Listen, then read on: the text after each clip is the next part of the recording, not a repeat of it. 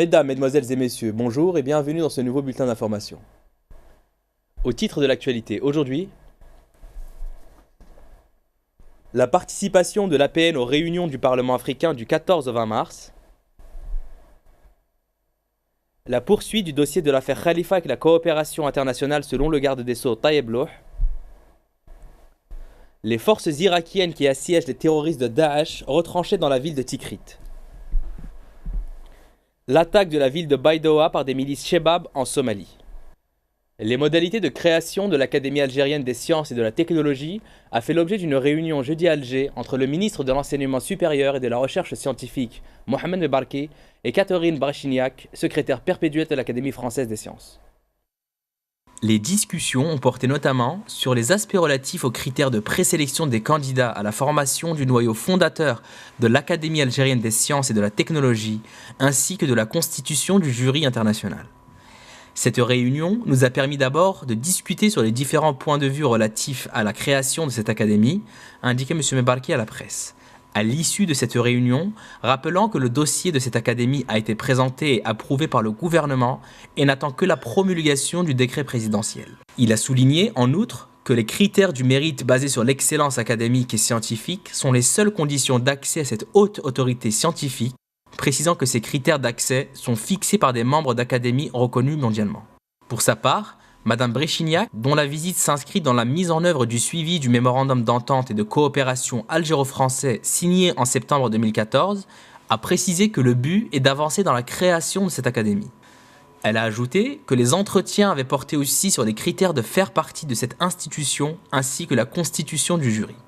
Le gouvernement a donné son feu vert pour la création de l'Académie des sciences et de technologie, avait annoncé samedi dernier Mme Mebarki lors de la conférence nationale des universités, soulignant que cette académie constituera un espace autonome et de haute compétence qui servira de pont avec les autres académies du monde. En attendant la promulgation du décret présidentiel relatif à la création de cette académie, il avait précisé que le statut proposé au gouvernement prévoyait entre autres la constitution d'un noyau fondateur composé d'une cinquantaine d'académiciens. L'Assemblée populaire nationale participera aux travaux des premières réunions des commissions permanentes du Parlement africain qui se tiendront à Midrand en Afrique du Sud du 14 au 20 mars. L'APN sera représentée à cette rencontre par les députés Habiba Bahloul, membre de la Commission de coopération et relations internationales, Jamel Bourras, membre de la Commission santé, travail et affaires sociales, et Mohamed Kedji, membre de la Commission justice et droits de l'homme, en leur qualité de membre du Parlement africain, indique un communiqué de l'APN.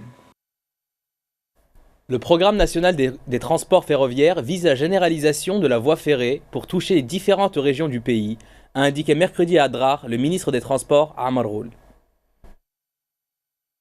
Après avoir suivi un exposé succinct sur les projets de développement des transports dont a bénéficié la wilaya d'Adrar, le ministre a expliqué que les nouvelles lignes ferroviaires seront réalisées en fonction des normes techniques internationales et accompagnées de gares dotées des moyens logistiques et de signalisation modernes.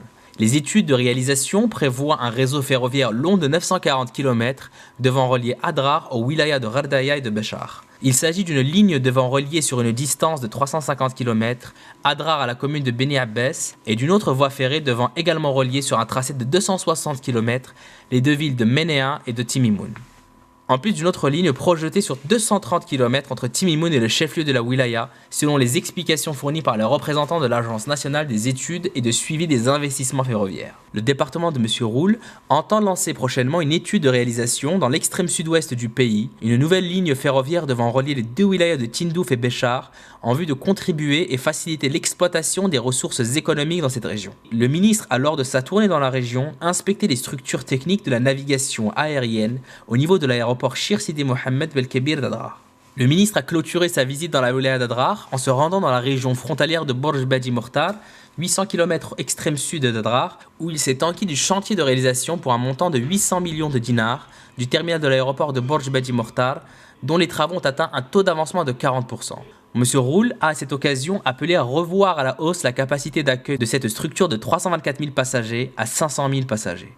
À ce titre, M. Roul a insisté sur le nécessaire respect des systèmes de sécurité aérien d'atterrissage des appareils à l'aéroport de Borj Badi Mortar, mettant à l'occasion en valeur l'expérience des aéroports d'Adrar et de Timimoun en matière d'exploitation de l'énergie solaire pour l'électrification des alentours de ces deux structures aéroportuaires. Le ministre de la Justice et garde des Sceaux, Tayeb Louh, a indiqué jeudi à Alger que l'enquête sur l'affaire Khalifa se poursuit conformément aux procédures judiciaires, ajoutant que le dossier est inscrit au rôle de la présente session criminelle. Répondant à la question d'un député au Conseil de la Nation, le ministre a précisé que l'enquête sur l'affaire Khalifa se poursuit conformément aux procédures judiciaires et dans le cadre de la coopération internationale. Tayeb Louh a précisé que l'Algérie travaille avec des pays connus pour leur système juridique. Il a ajouté que le parquet chargé de l'affaire était seul habilité à fixer la date de l'ouverture du dossier, appelant la presse à prendre contact avec celui-ci pour en être informé. Les mises en cause dans l'affaire Khalifa sont poursuivies pour association de malfaiteurs, vol qualifié, escroquerie, abus de confiance et falsification de documents officiels. La justice avait ouvert une enquête sur cette affaire en 2007, après que la Banque d'Algérie eut constaté un trou de 3,2 milliards de dinars dans la caisse principale de la Banque Al Khalifa. Un total de 3054 mines datant de l'ère coloniale a été découvert et détruit durant le mois de février 2015 dans le cadre des opérations de déminage menées par les unités de l'Armée nationale populaire, tout au long des frontières est et ouest du pays, a-t-on appris jeudi de sources officielles. Au niveau de la deuxième région militaire, 418 mines antipersonnelles et 234 mines anti-groupes ont été découvertes et détruites, alors qu'au niveau de la cinquième région militaire, 2350 mines antipersonnelles, 37 mines anti-groupes et 15 mines éclairantes ont été découvertes et détruites, a-t-on précisé. Ce qui porte le total général des mines découvertes et détruites à la date du 28 février 2015 à 764 590 mines, soit 644 670 mines antipersonnelles, 115 217 mines anti-groupes et 4 695 mines éclairantes, a-t-on ajouté. En Irak, 11 jours après le lancement de leur offensive, les militaires irakiens affirmaient que la reprise prochaine de Tikrit ne faisait guère de doute, car le temps jouait contre Daesh. 11 jours après le lancement de leur offensive, les militaires irakiens affirmaient que la reprise prochaine de Tikrit ne faisait guère de doute, car le temps jouait contre Daesh. Des milliers de soldats irakiens renforçaient jeudi le siège de la ville de Tikrit, en attendant de mener l'assaut contre les quelques centaines de terroristes qui s'y sont terrés. Tikrit est bouclé de tous les côtés. Nous ne voulons pas nous précipiter. Le temps est de notre côté, nous avons l'initiative et nous voulons limiter au maximum les pertes humaines, ont déclaré les responsables militaires irakiens. Il n'y a plus d'issue pour les quelques centaines de terroristes terrés dans le centre-ville, ils ont deux choix, se rendre ou mourir, ont-ils prévenu. L'avancée des forces gouvernementales est en fait délicate, car les terroristes truffent d'engins explosifs les lieux qu'ils quittent. Aucun bilan de victimes depuis le début de l'offensive contre Tikrit n'est disponible, mais plusieurs dizaines de corps sont acheminés quasi quotidiennement à Bagdad et dans la ville sainte de Najaf. L'incertitude demeure en outre sur le nombre de civils qui seraient toujours présents dans Tikrit et sur leurs conditions humanitaires et sécuritaires. La bataille de Tikrit, une ville majoritairement sunnite et ex-fief de Saddam Hussein, représente l'offensive la plus ambitieuse lancée par Bagdad pour reconquérir les villes et territoires occupés depuis l'été 2014 par Daesh. Environ 14 millions d'enfants, syriens et irakiens, subissent actuellement les conséquences du conflit dans ces deux pays, a affirmé l'UNICEF dans un communiqué de presse publié jeudi.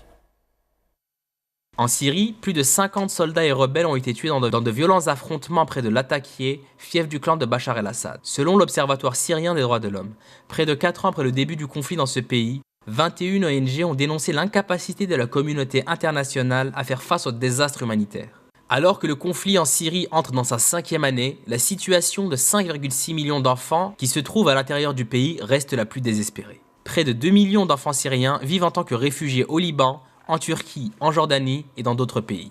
Ce chiffre s'ajoute aux 3,6 millions d'enfants issus de communautés vulnérables accueillant des réfugiés et qui souffrent à leur tour en raison des pressions mettant à rude épreuve des services sociaux comme l'éducation et la santé. Parallèlement, la crise que traverse l'Irak a obligé plus de 2,8 millions d'enfants à quitter leur foyer. Pour les enfants les plus jeunes, cette crise est tout ce qu'ils n'ont jamais connu. Pour les adolescents qui entrent dans des années déterminantes, la violence et les souffrances ont non seulement marqué leur passé, mais elles modèleront aussi maintenant leur avenir. Cette génération de jeunes risque toujours de devenir une génération perdue à cause de la violence, reproduisant pour la génération suivante ce qu'elle a subi elle-même, a mis en garde le directeur général de l'UNICEF, Anthony Lake. En dépit des torts qu'ils ont subis, des injustices dont ils ont été victimes et de l'incapacité apparente des adultes à mettre fin à cet horrible conflit, les enfants touchés par les crises en Irak et en Syrie font toujours preuve de courage et de détermination nécessaires pour se construire des vies meilleures, a constaté M. Lake. Devant leur détermination, comment ne pas être au moins autant déterminé à les aider, s'est interrogé le patron de l'UNICEF. C'est dans ce sens que l'UNICEF a réitéré ses appels à de nouveaux investissements scolaires, sociaux et de loisirs dans ces pays, où environ 5 millions d'enfants âgés entre 12 et 18 ans ont besoin d'appui, pour leur apporter notamment des qualifications et une prise en charge psychologique et sanitaire.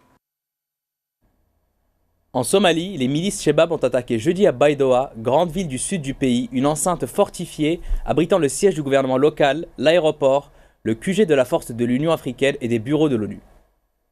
Baidoa, situé à environ 220 km au nord-ouest de Mogadiscio, fut l'un des principaux bastions des Shebab entre janvier 2009 et février 2012, date à laquelle la ville avait été reprise par des troupes éthiopiennes entrées en novembre 2011 en Somalie.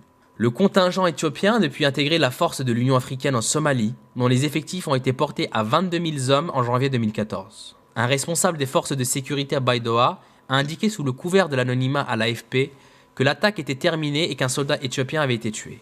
Selon une source sécuritaire occidentale, 5 assaillants ont tenté de pénétrer dans le complexe de la présidence intérimaire de l'État régional du Sud-Ouest, situé dans l'enceinte sans y parvenir. Le chef de l'exécutif régional, Sharif Hassan Sheikhadan, est sain et sauf selon cette source ayant requis l'anonymat. 3 assaillants sont morts en déclenchant les explosifs qu'ils portaient sur eux et un 4e a été abattu, tandis qu'un 5e assaillant a été grièvement blessé selon cette même source. Le porte-parole militaire des Shebab, Abdulaziz Abou Moussab, a revendiqué l'attaque de Baidoa, affirmant que le commando Shebab avait visé une réunion de sécurité entre le président Adan et des responsables éthiopiens. Le président Adan a pris ses fonctions en décembre à la tête du gouvernement intérimaire de la région sud-ouest, nouvelle autorité chargée d'administrer un ensemble regroupant les régions méridionales de Baye, Bakoul et de la Basse-Chabelle dans le cadre du futur État fédéral somalien. Un référendum constitutionnel est prévu en 2015 en Somalie, suivi l'année suivante des premières élections multipartites, un processus censé doter à nouveau le pays d'une véritable autorité centrale.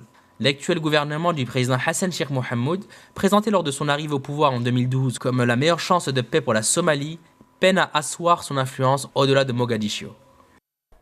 En Russie, le Kremlin a assuré que Vladimir Poutine est en bonne santé. Il a tenu ainsi à dissiper les rumeurs sur le président russe à la suite de l'annulation de son voyage au Kazakhstan, ainsi que le report d'autres de ses engagements. La visite de Vladimir Poutine à Astana au Kazakhstan a été annulée parce que le président russe est malade, a déclaré mercredi une source gouvernementale kazakh, ce qui a attisé sur les réseaux sociaux la rumeur qu'il était arrivé quelque chose au dirigeant âgé de 62 ans. Le porte-parole du Kremlin, Dmitry Peskov, a répondu par un oui à la question de savoir si le président est en bonne santé. Il a des rendez-vous aujourd'hui, demain, a-t-il ajouté. Selon le quotidien RBK, Vladimir Poutine n'a pas été vu en direct à la télévision depuis sa rencontre le 5 mars avec le président du Conseil italien, Matteo Renzi. Des photos diffusées sur le site du Kremlin le montrent à des rendez-vous datés du 10 et 11 mars. Mercredi, il était prévu que Vladimir Poutine reçoive une délégation de représentants de la région sécessionniste géorgienne d'Ossétie du Sud. Elle a été reprogrammée au 18 mars. Les États-Unis viennent d'annoncer leur intention d'envoyer des drones d'observation et des véhicules de transport à l'Ukraine pour l'aider à faire face à l'insurrection séparatiste. Cette livraison de matériel militaire qui viendra compléter le contingent qui a été déjà acheminé se compose de drones non armés Raven ainsi que de 230 véhicules de transport Humvee, parmi lesquels 30 blindés. Le calendrier de ces envois n'a lui pas été précisé, mais selon un responsable américain de la défense, les 30 Humvee blindés seront expédiés dans les prochaines semaines. Par contre, aucune décision n'a encore été prise concernant l'envoi d'armes létales à l'Ukraine, comme les missiles anti-blindés réclamés. L'Allemagne et la France sont opposées à l'envoi de tels équipements, redoutant une escalade du conflit. Cette initiative intervient alors qu'Américains et Européens dénoncent la politique de Moscou. Les États-Unis ont encore accusé la Russie d'imposer le règne de la terreur dans les régions séparatistes ukrainiennes. Moscou, de son côté, dément toute implication dans ce conflit qui a fait près de 6 000 morts depuis près d'1 an. L'Indonésie a rejeté jeudi la proposition de l'Australie de payer le coût de la détention de 2 de ses ressortissants, condamnés à mort pour trafic de drogue, espérant ainsi éviter leur exécution. Cherchant par tous les moyens à éviter qu'Andrew Chan et Myuran Shukuraman, ces 2 ressortissants condamnés à la peine capitale en 2006 pour trafic d'héroïne, ne soient exécutés, l'Australie a effectué la proposition de payer la détention de ses citoyens si leur peine était commuée en emprisonnement à vie. L'Australie avait déjà proposé auparavant un échange de détenus avec l'Indonésie, offre rejetée par Jakarta. Mais un porte-parole du ministère indonésien des Affaires étrangères, Armanata Nasir, a déclaré peu après que l'offre australienne était rejetée.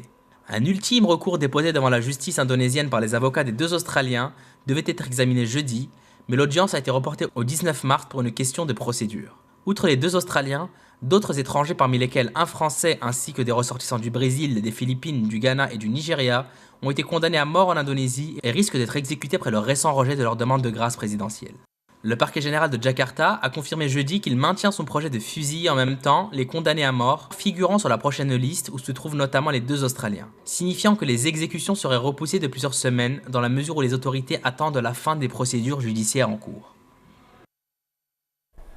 On en arrive maintenant à la fin de ce journal. Merci de nous avoir suivis dans cette nouvelle édition et à bientôt sur les antennes de Media News.